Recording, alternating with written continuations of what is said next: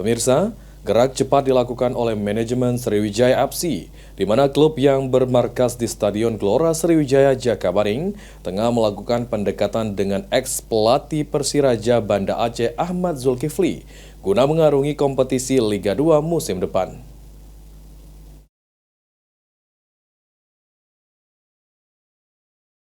Menghadapi kompetisi Liga 2 musim 2025-2026, manajemen Sriwijaya FC tidak hanya berburu pemain, namun juga mulai melakukan pendekatan dengan pelatih Ahmad Zulkifli, yang rencananya akan menempati posisi pelatih kepala Sriwijaya FC menggantikan Hendry Susilo. Pendekatan yang dilakukan manajemen Sriwijaya FC ke Ahmad Zulkifli karena memiliki visi yang sama, diantaranya untuk memperkuat pondasi Sriwijaya FC dengan anak muda Sumatera Selatan. Saat ini manajemen Sriwijaya FC juga sudah melakukan pertemuan dengan Ahmad Zulkifli dan kini masih dalam proses negosiasi harga. Ya, tentunya kita ingin di musim mendatang itu kita memperkuat fondasi dengan anak-anak muda, dengan anak-anak lokal Sumsel, dan juga kita ingin membangun akademi sehingga fondasinya akan menjadi lebih kuat tentunya untuk menatap musim-musim kompetisi mendatang.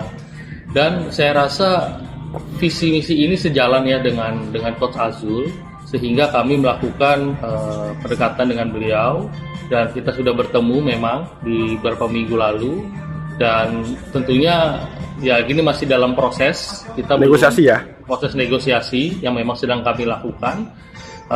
Masih banyak kemungkinan yang bisa terjadi, tapi setidaknya bahwa Coach Azul itu salah satu potensi besar yang bisa kita optimalkan nanti untuk musim mendatang. Meski masih memiliki peluang untuk menjadi pelatih kepala Sriwijaya FC, namun Hendry Susilo dinilai kurang sejalan dengan visi misi Sriwijaya FC ke depan, sehingga akan dilakukan evaluasi. Eki Saputra, PAL TV.